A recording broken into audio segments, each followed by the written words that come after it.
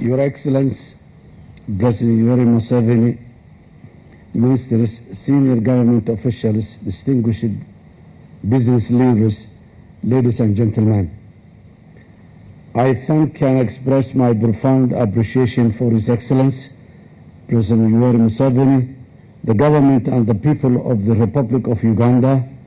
for the invitation and the warm welcome extended to me and to my delegation, and for organizing the Somalia-Uganda Investment and Business Summit, a historic event that has taken place today here in Kampala.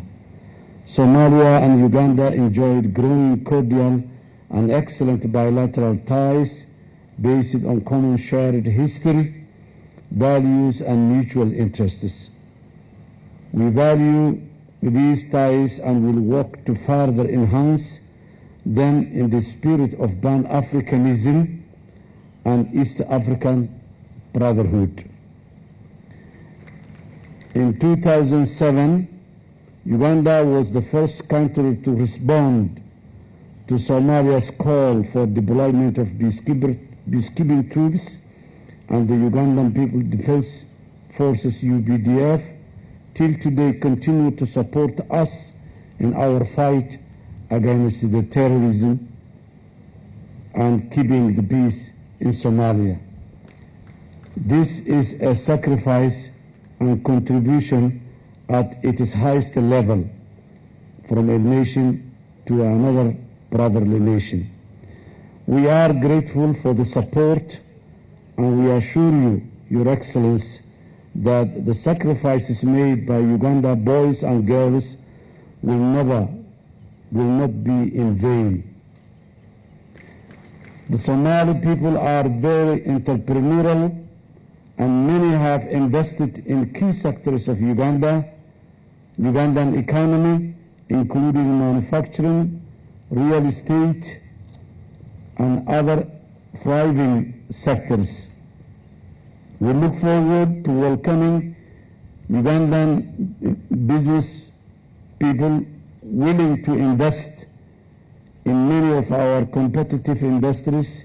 including agriculture, livestock, fisheries, and service sector, and more. The framework agreement signed between our two countries in 2016 and the subsequent bilateral air service agreement PASA and the memoranda of understanding between our two countries, between our two universities, chambers of commerce, and counterpart ministries on research, education, development, diplomatic, defense, and trade cooperation is a clear testament to the growing ties between Somalia and Uganda. Somalia has a clear understanding of the shared benefits that come with the working together, and we are ready to deliver the strong leadership and commitment required to contribute to boosting intra-regional trade and investment. In my meeting with His Excellency President Museveni and other East African head of states in Arusha, I underscored that Somalia belongs to the East Africa, and we are pursuing common goals and common future as a group.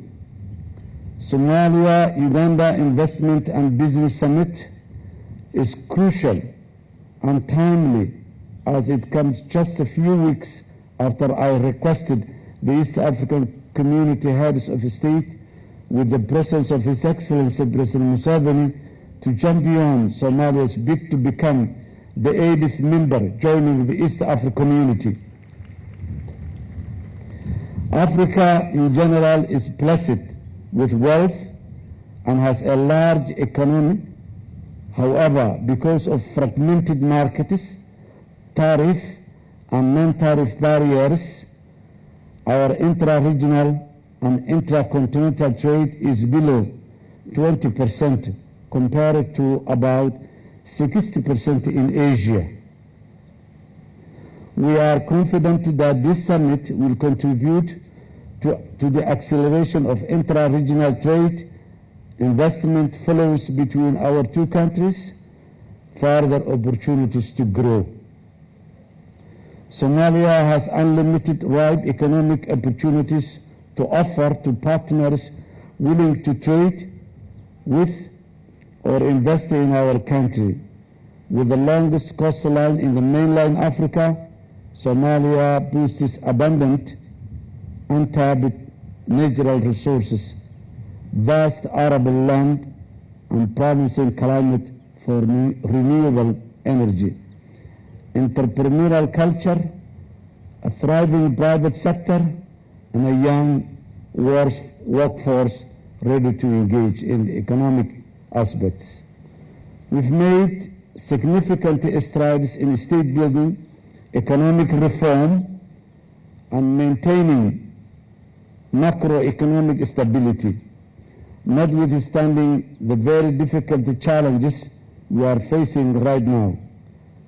I can tell you with a firm confidence that Somalia is now open for business and investment,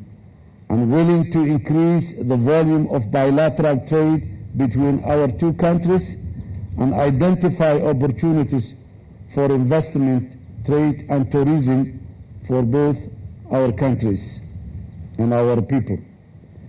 We welcome the establishment of the Joint Permanent Investment and Business Forum to fast-track the implementation of its recommendations and decisions, as well as identify opportunities in both countries. bishaaro macamiil ma doonaysaa inaad hesho dhammaan adeegyada shirkadda isgaarsiinta Somtel adigoo isticmaalaya mobilkaaga simikaar la'aan habraaca isdiiwaangelinta fudud ee adeegga eSIM si aad u furato adeegga eSIM haddii aad isticmaalayso Samsung ugu horeyntii gal settingka mobilkaaga kadibna dooro simikaar manager sidoo kale dooro add mobile plan ku iskaan garee QR code-ka ku gaarka ah ee ku soo dirtay shirkadda isgaarsiinta Somtel